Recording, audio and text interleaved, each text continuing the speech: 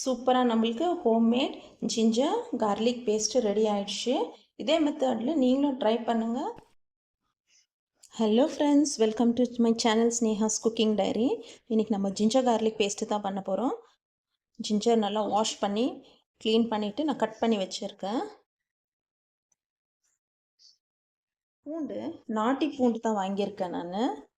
நாட்டி பூண்டு வந்து ஃபுல்லாக உரிக்கல, பாதி உரிக்கல. ஏன்னா அப்போ தான் இது வந்து நம்மளுக்கு நல்லா பிரியாணி, நம்ம நான்வெஜ் அதிகமாக செய்கிறதுனால நாட்டி பூண்டு வாங்கின்னு வந்துட்டு இந்த மாதிரி பாதி உரிக்கணும். பாதி உரிக்காமல் நம்ம க்ளீன் பண்ணிவிட்டு கிரைண்ட் பண்ணி வச்சுக்கினா ரொம்ப டேஸ்ட்டாக இருக்கும் குக்கிங்க்கு யூஸ் பண்ணும்போது. வீடியோக்குள்ளே போகிறதுக்கு முன்னாடி நீங்கள் இது வரைக்கும் சப்ஸ்கிரைப் பண்ணலன்னா ப்ளீஸ் சப்ஸ்கிரைப் பண்ணுங்கள், பெல் ஐக்கான் கிளிக் பண்ணுங்கள். அப்போ தான் நான் போடுற வீடியோஸ் உங்களுக்கு உடனுக்குடனே நோட்டிஃபிகேஷன் வரும். ஒன்றா மிக்ஸ் பண்ணி கூட நம்ம அரைச்சிக்கலாம், இல்லை செப்பரேட்டாக கூட அரைச்சிக்கலாம். ஆனால் இன்றைக்கி நான் செப்பரேட்டாக தான் கிரைண்ட் பண்ண போகிறேன். ஆல்ரெடி நான் ப்ரீவியஸாக ஒரு 1 இயர் பேக்கு அப்லோட் பண்ணியிருக்கேன் ஃப்ரெண்ட்ஸ். ஜிஞ்சர் கார்லிக் பேஸ்ட் நம்ம எப்படி கிரைண்ட் பண்ணி ஸ்டோர் பண்ணி வைக்கிறது அப்படின்னு சொல்லிட்டு நீங்கள் அதையும் வாட்ச் பண்ணுங்க. நான் டிஸ்கிரிப்ஷனில் லிங்க் ஆட் பண்ணுறேன். இப்போ இதை கிரைண்ட் பண்ணிக்கலாம். ஜிஞ்சர் செப்பரேட்டாக, கார்லிக் செப்பரேட்டாக நம்ம கிரைண்ட் பண்ணிக்கலாம். நம்ம ஃபஸ்ட்டு பூண்டு அரைச்சிக்கலாம். நம்ம க்ளீன் பண்ணி வாஷ் பண்ணி வச்சுருக்கேன். இந்த கார்லிக்கை செப்பரேட்டாக நம்ம கிரைண்ட் பண்ணிக்கலாம். நான் செப்பரேட்டாக தான் ஸ்டோர் பண்ணி வைக்க போகிறேன். தண்ணி ஊற்றக்கூடாது, முக்கியமான ஸ்டெப் அதுதான். தண்ணி ஊற்றக்கூடாது, தண்ணி ஊற்றாமையே நம்ம கிரைண்ட் பண்ணலாம். இந்த அளவுக்கு கிரைண்ட் ஆனதும் நம்ம மிக்ஸ் பண்ணி விட்டுக்கலாம். தண்ணி ஊற்றக்கூடாது, ஏன்னா நம்ம ப்ரிசர்வ் பண்ணி வைக்க போகிறோம். தண்ணி ஊற்றாம தான் கிரைண்ட் பண்ணணும். ஆயில் ஒரு 1 ஸ்பூன் ஊற்றிக்கலாம். ஆயில் தான் ஊற்றி கிரைண்ட் பண்ணணும். ஒரு 1 டேபிள் ஸ்பூன் அளவு ஆயில் ஊற்றினா போதும். அப்புறம் உப்பு, கல்லுப்பு போட்டுக்கலாம். 1 டீஸ்பூன் அளவு கல்லுப்பு போட்டு மறுபடியும் இது கிரைண்ட் பண்ணலாம். அப்படியே ஸ்பூனில் தள்ளிவிட்டு நம்ம கிரைண்ட் பண்ணோம்னா இது க்ளீனாக மிக்ஸ் ஆகி வந்துடும். நல்லா ஃபைன் பேஸ்ட்டாக கிரைண்ட் பண்ணிக்கலாம்.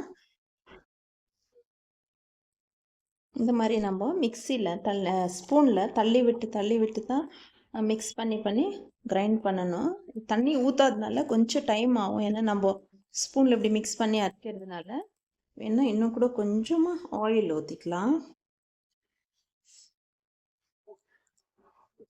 இப்போ 6 மந்த்துக்கு நீங்கள் ப்ரிசர்வ் பண்ணிங்கன்னா கூட இது நல்லாயிருக்கும். இப்போ எப்படி அரைச்சி வைக்கிறீங்களோ அதே கலரில் தான் இருக்கும். பூண்டு இஞ்சி ரெண்டுமே எந்த கலரில் நீங்கள் அரைச்சி வைக்கிறீங்களோ அந்த கலர்லேயே இருக்கும் ஸ்டோர் பண்ணி வைக்கும்போது. இப்போ மறுபடியும் நம்ம கிரைண்ட் பண்ணலாம்.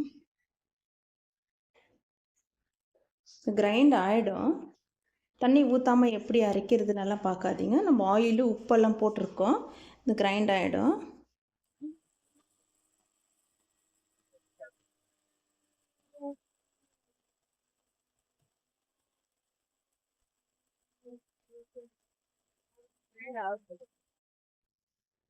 பூண்டு சூப்பராக கிரைண்ட் ஆகிடுச்சு நம்மளுக்கு. நீங்கள் இந்த மாதிரி ப்ரிசர்வ் பண்ணி வைக்கிறதுக்கு நாட்டி பூண்டை வாங்கிக்கோங்க. அதுதான் நல்லா காரம், டேஸ்ட்டு, நல்லா வாசனையாக கூட இருக்கும். ஓகே, அவ்வளோதான். இதை எடுத்துகிட்டு ஜிஞ்சர் ஃபைன் பேஸ்ட் அரைச்சிக்கலாம். இதை எடுத்துக்கலாம். நம்ம கார்லிக்கு நல்லா கிரைண்ட் பண்ணிட்டோம். தண்ணியும் ஊற்றக்கூடாது. நான் செய்த மாதிரியே செஞ்சு ப்ரிசர்வ் பண்ணி வைங்க.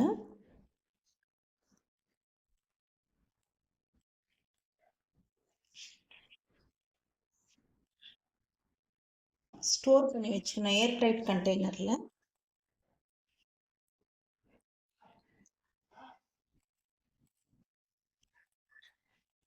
இதே ஜாரில் இப்போ ஜிஞ்சர் கிரைண்ட் பண்ணின்னு வந்துடலாம்.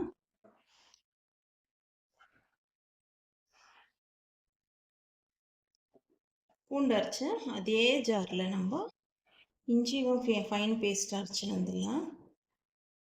அதே மெத்தட் யூஸ் பண்ணலாம். கொஞ்சம் கல் உப்பு போட்டு கொஞ்சம் கொஞ்சமாக நம்ம ஆயில் ஊற்றி கிரைண்ட் பண்ணி வந்துடலாம். உப்பு போட்டுக்கலாம். கல் உப்பு போட்டு செய்யுங்க, ப்ரிசர்வேட்டுக்கு அது ரொம்ப நல்லாயிருக்கும். இதில் உப்பு போட்டு அரைக்கிறோமே, குக்கிங்கில் இருந்தால் உப்பு ஜாஸ்தி ஆகிடுமா? அப்படியெல்லாம் இல்லை. குக்கிங் நார்மலாக நீங்கள் எவ்வளோ போடுறீங்களோ அவ்வளோ போடுங்க. ஆனால் இது உப்பு போட்டு நம்ம கிரைண்ட் பண்ணுறது ப்ரிசர்வேட்டுக்கு ரொம்ப நல்லாயிருக்கும். அதே மாதிரி கார்லிக்கும் நம்ம ஆயில் ஊற்றிக்கலாம். 1 டேபிள் ஸ்பூன் அளவு ஆயில் ஊற்றிட்டு கிரைண்ட் பண்ணிக்கலாம். இதுவும் நல்லா ஃபைன் பேஸ்ட்டாக தான் நம்ம கிரைண்ட் பண்ணோம். இஞ்சி பூண்டு எப்படி பண்ணமோ அதே மெத்தடில் பண்ணிக்கலாம்.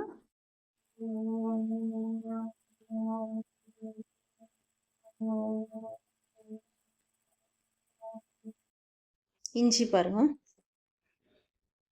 நல்லா ஃபைன் பேஸ்ட் ஆயிடுச்சு.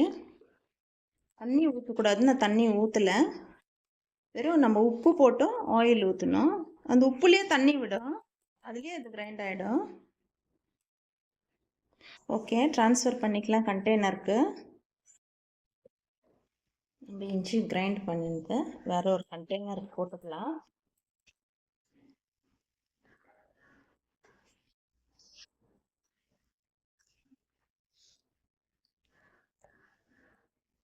அவ்வளோதான் ஃப்ரெண்ட்ஸ், சூப்பராக நம்மளுக்கு கொஞ்சம் கஷ்டப்பட்டு நம்ம எல்லாம் க்ளீன் பண்ணி ரெடி பண்ணோம்னா இந்த மாதிரி நம்மளுக்கு ஜிஞ்சர் கார்லிக் பேஸ்ட்டு ரெடி ஆகிடும். பாருங்க, ஃபஸ்ட்டு வந்து நம்ம எப்பவுமே பூண்டு அரைச்சிக்கணும். இஞ்சி அரைச்சிட்டு பிறகு பூண்டு அரைச்சோம்னா பூண்டு கலர் மாறிடும். அதனால் ஃபஸ்ட்டு நம்ம வந்து பூண்டு அரைச்சினா பூண்டு ஒயிட்டாகவே இருக்கும்.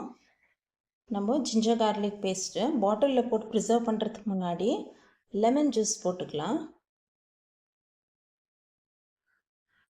இதில் ஒரு 1 ஸ்பூன் அளவு லெமன் ஜூஸு, இதில் 1 ஸ்பூன் அளவு லெமன் ஜூஸ் போட்டு நம்ம நல்லா மிக்ஸ் பண்ணிடணும் ஸ்பூனில்.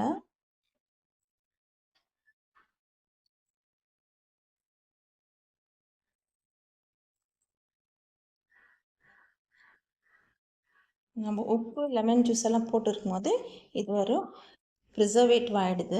6 மந்த்துக்கு நீங்கள் இப்படி பண்ணி ஸ்டோர் பண்ணி வச்சுக்கலாம். ரொம்ப அதிகமான குவான்டிட்டி நீங்கள் செஞ்சிங்கன்னா ஒன்றும் பிரச்சனை இல்லை. ஃப்ரீசரில் வச்சுட்டு அப்புறமா எடுத்து நம்ம செய்யும் போது ஃப்ரிட்ஜில் வச்சு எவ்வளோ தேவையாக இருக்கோ அவ்வளோ எடுத்து நம்ம யூஸ் பண்ணிக்கலாம். நான் அப்படி செஞ்சுருக்கேன். மிக்ஸ் பண்ணிக்கலாம். நம்ம லெமன் ஜூஸ் போட்டோம், மிக்ஸ் பண்ணிக்கலாம். இது பாட்டிலில் போடும்போது இன்னும் கூட கொஞ்சம் நம்ம மிக்ஸ் பண்ணி போட்டுக்கலாம்.